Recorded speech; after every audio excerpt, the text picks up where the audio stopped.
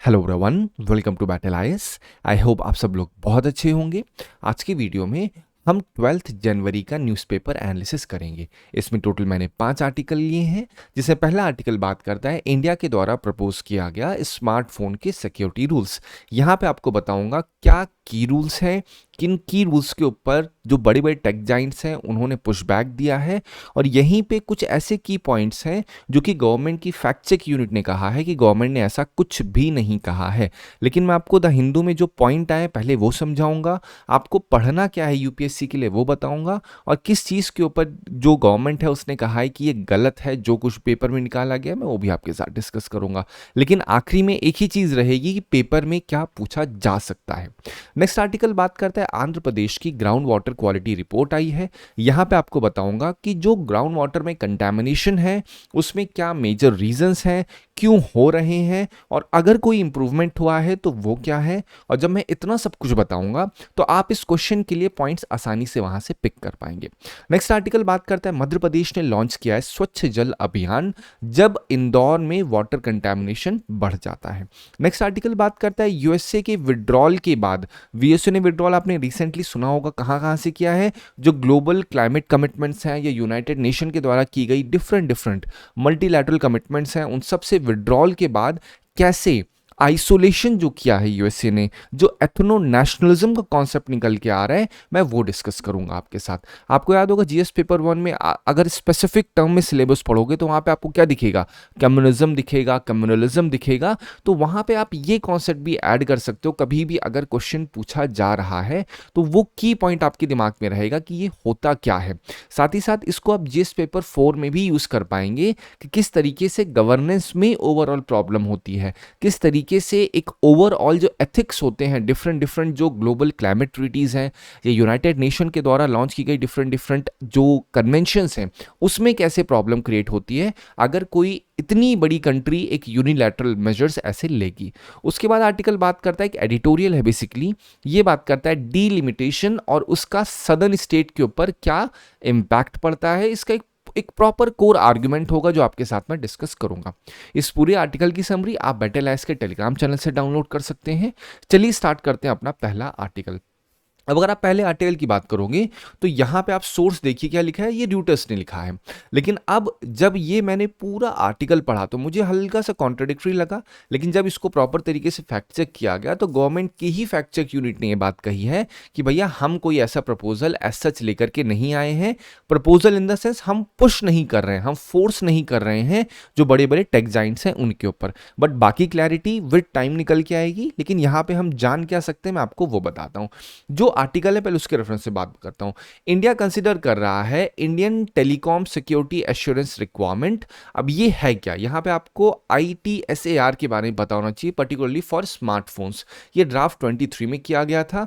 इसमें 83 security standards बनाए गए हैं जिससे जो यूजर की डेटा सिक्योरिटी होती है, जो राइज हो रहे हैं साइबर फ्रॉड, उन सबको टैकल किया जा सके, एड्रेस किया जा सके। इसके अंदर की रिक्वायरमेंट्स क्या डाली गई है कि जो स्मार्टफोन होते हैं उसके सोर्स कोड का एक्सेस गवर्नमेंट के पास होना चाहिए। अब इससे होने से क्या होगा, जो बड़ी बड़ी कंपनीज जैसे एप्पल और सैमसंग है उन्होंने इसका अपोज किया है। बट अगेन इसकी की डिटेल क्या होगी वो अभी तक नहीं आई है, ये ऑलरेडी पब्लिश्ड आर्टिकल है। लेकिन फिर भी मैं आपको इस चीज का सपोर्ट नहीं दूंगा कि आप इस पॉइंट को मान लीजिए। मेरा मेन चीज क्या है कि जो स्मार्टफोन में रिस्क होते हैं ये एक इन जनरल चीजें हैं जो आपको पता होनी चाहिए। जो बाकी मैंडेट्स हैं ये तो आपको ऑब्वियसली पता होनी चाहिए कि यहाँ पे पीरियोडिक मैलवेयर की स्कैनिंग होनी चाहिए, ऑटोमेटिक होनी चाहिए, जिससे पता चल सके कि कभी भी किसी फोन में क्या कोई सिक्योरिटी रिस्क आ रखा है।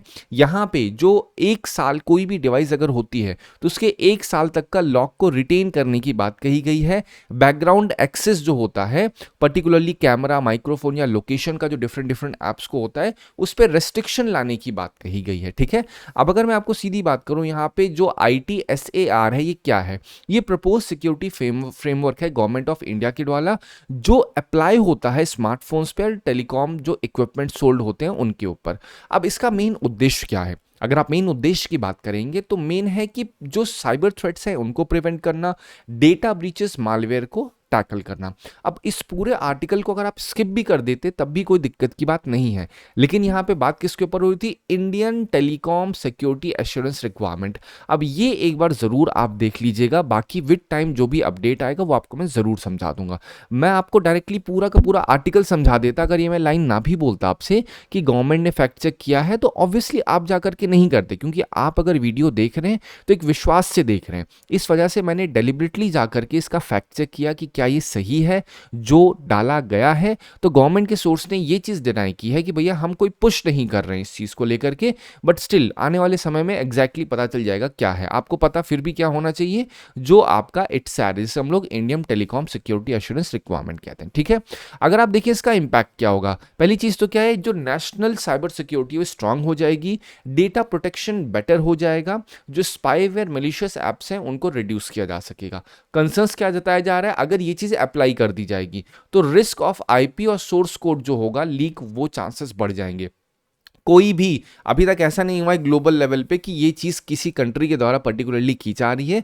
इससे सिक्योरिटी अपडेट में पॉसिबल डिले हो सकता है, बैटरी ड्रेन और स्टोरेज कॉन्स्ट्रेंट भी हो सकता है, इनका निगेटिव इम्पैक्ट जिसे हम कहते हैं।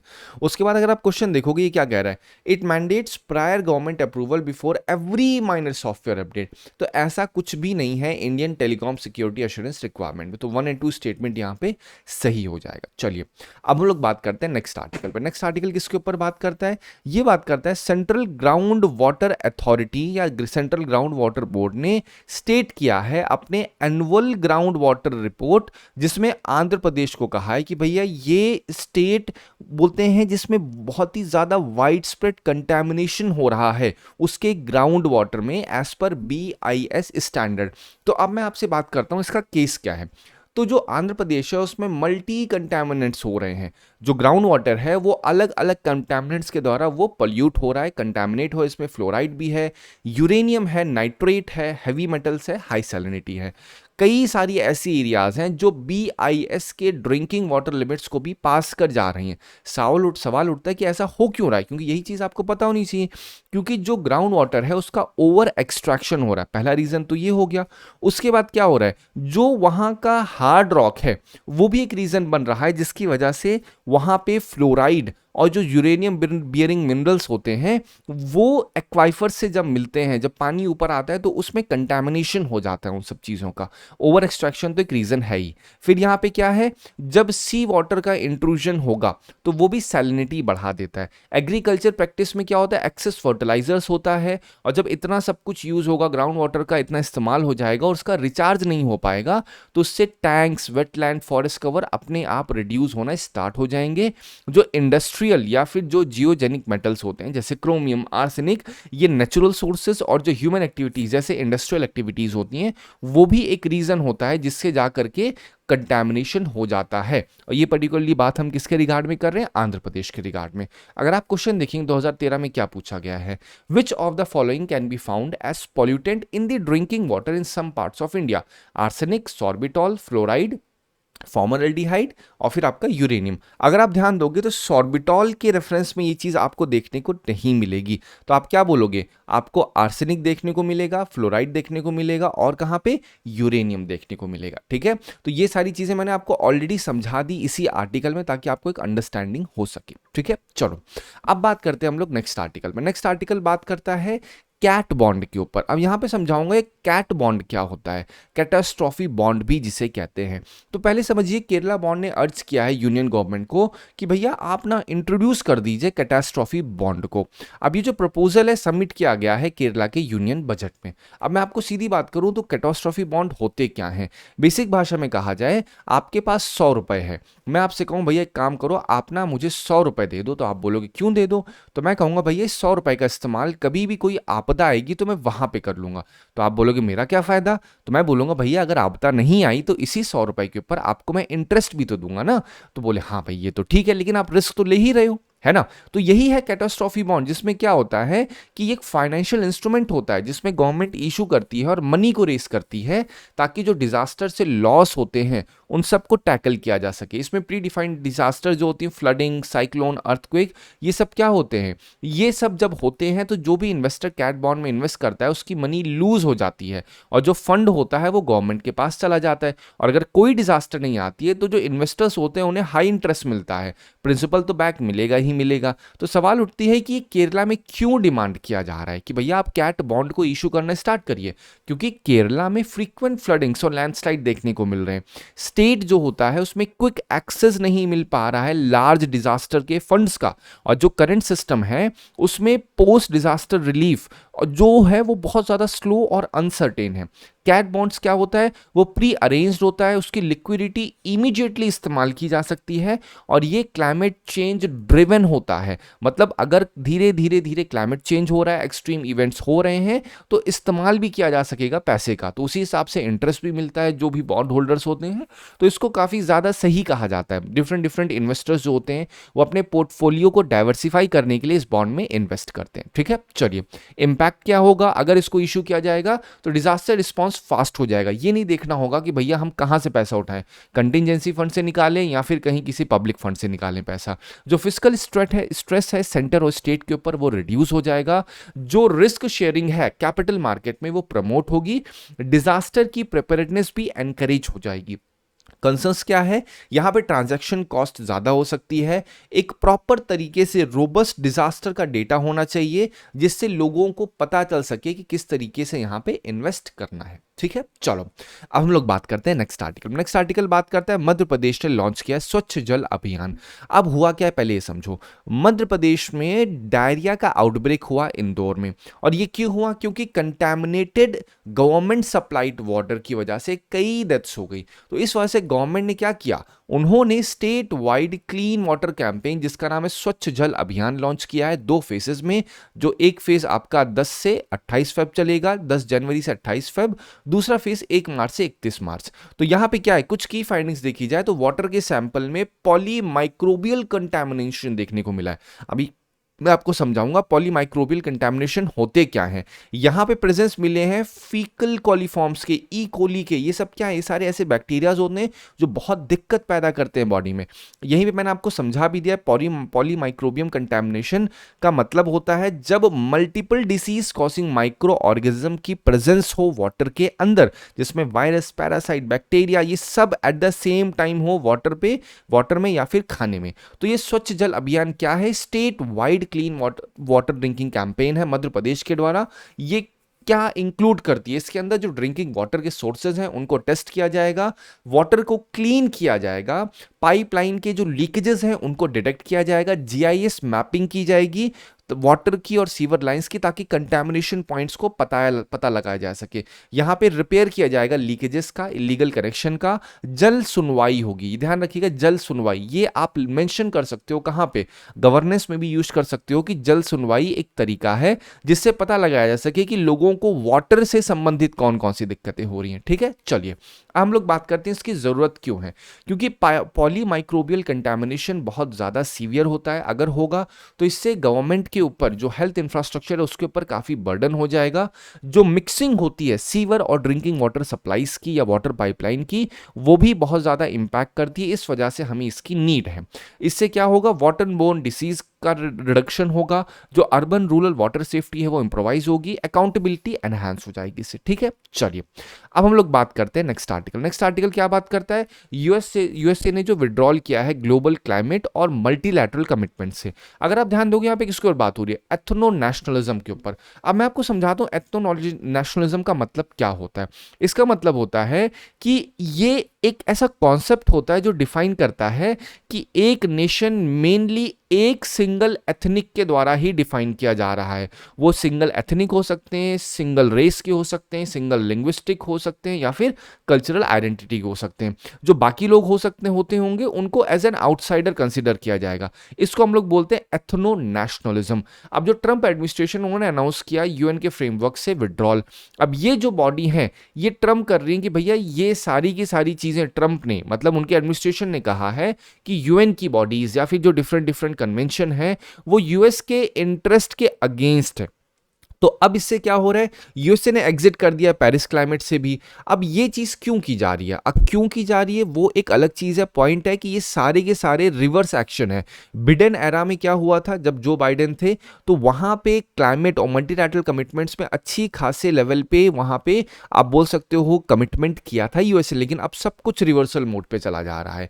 तो इससे क्या हो सकता है, इसके पॉसिबल इंपैक्ट क्या हो सकते हैं। इससे पहली चीज क्या है, जो ग्लोबल नॉर्म्स हैं वो वीक हो जाएंगे। नेशन फर्स्ट जो है वो लेजिटिमाइज हो जाएगा। जो छोटी छोटी कंट्रीज हैं वो किसी के दबाव में नहीं आएंगी, और जरूरी नहीं है दबाव में आए। मेन चीज जो बड़ी बड़ी कंट्रीज हैं वो भी यूनिलैटरल मेजर्स ले सकती हैं, वो सोच के भैया जब इतनी बड़ी कंट्री कर रही है तो हम ही क्यों फॉलो करें इसको। इससे जो मल्टीलैटरल कोऑपरेशन है वो इरोड होने के चांसेस बढ़ जाएंगे, इकोनॉमिक इनसिक्योरिटी बढ़ जाएगी, जो लिबरल लीडरशिप है उसमें डिक्लाइन आ जाएगा, और जो इंस्टीट्यूशन है उसके अगर बात की जाए, जो बड़े बड़े इंस्टीट्यूशंस हैं उनका अंडरमाइनिंग हो जाएगी जब आइडेंटिटी प्रायोरिटी पे आ जाएगी। मतलब अगर कोई भी आइडेंटिटी फ्रंट पे आएगी, मतलब जैसे बोले यूएस की एक सिटीजनशिप है, या बात की जाए जैसे यूएसए ने जो स्टेप लिया है वो एक कंट्री की आइडेंटिटी को रिवील कर रहा है कि उन्होंने ऐसा किया है। तो ये क्या कर रहा है, ये जो बड़े बड़े इंस्टीट्यूशंस हैं वो चीज से ऊपर जाकर के ऐसा किया जा रहा है, क्योंकि जब इंस्टीट्यूशन फेल होते हैं तो लोगों को सेफ्टी की जरूरत होती है इन एथनिक, रेशियल और नेशनल आइडेंटिटीज की।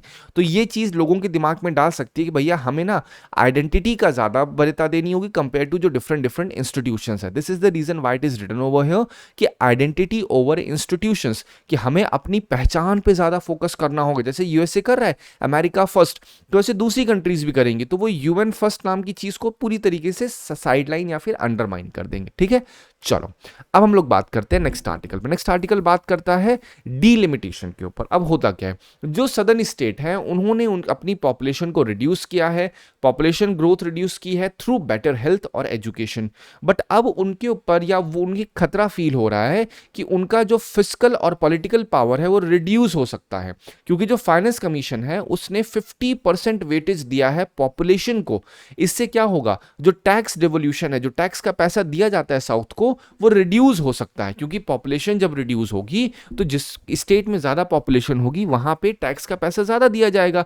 और अगर डीलिमिटेशन होगा 26 के बाद तो इससे क्या होगा, जो लोकसभा की सीट्स है वो नॉर्दर्न स्टेट में ज्यादा चली जाएंगी। इसमें क्या होगा, प्लस प्लस दोनों तरीके से होगा। पहली चीज नॉर्दर्न स्टेट को ज्यादा पैसा मिलेगा, दूसरी चीज क्या होगी, यहां पे उनको सीट्स भी ज्यादा मिलेगी। इससे दोनों अगर नजरिए से देखा जाए तो जो भी आपके साउथ इंडियन स्टेट हैं उनको फील हो रहा है कि भैया हमने प्रॉपर तरीके से हेल्थ किया, हमने एजुकेशन किया, उसके बाद हमें इन रिटर्न क्या मिल रहा है, हमारी सीट्स भी जा रही हैं, हमारा फंड भी जा रहा है। ठीक है, तो इसे अनफेयर क्यों कहा जा रहा है, क्योंकि पॉपुलेशन की ग्रोथ की अगर बात की जाए तो 1991 से कॉन्सेंट्रेट हो रखी है बिहार, यूपी, एमपी, राजस्थान के रीजन में।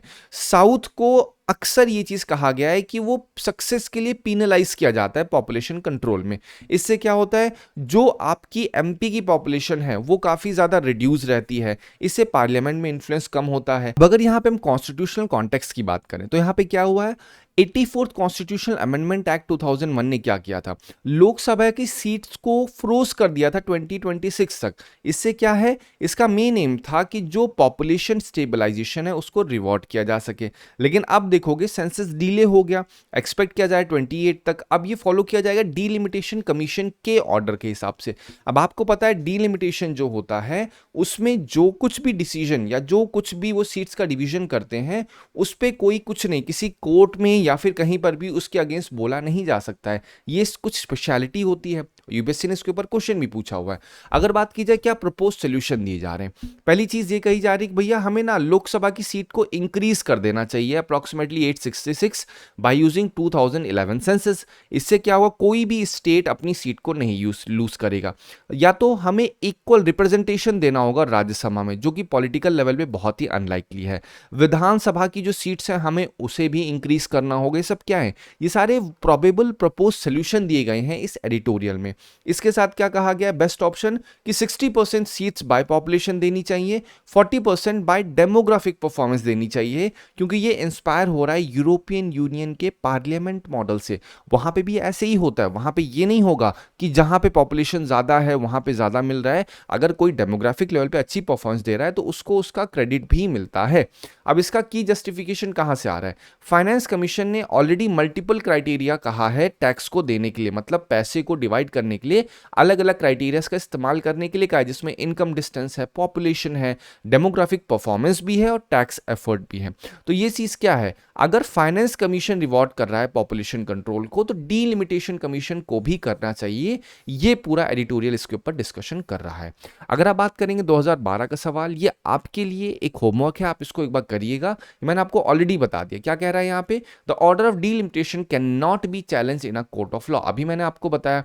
फिर आप सेकंड स्टेटमेंट देखेंगे, when the order of delimitation laid before Lok Sabha they can not affect any modification in the order. तो हमेशा मैंने आपसे क्या कहा है, कभी भी कोई भी स्टेटमेंट आपके सामने आ रहा है तो उसमें क्वेश्चन टैग लगाइए, can they do, why can't they do. तो एक बार डीलिमिटेशन कमीशन को पढ़िएगा तो आपको समझ में आएगा कि यहां पे जो कुछ भी ये कमीशन बनाती है उसके ना ही चैलेंज किया जा सकता है, ना ही उसके ऊपर कोई एक्स्ट्रा स्टेप लिए जा सकते हैं। ठीक है, चलिए, आई होप आपको इस आर्टिकल से मदद मिली होगी।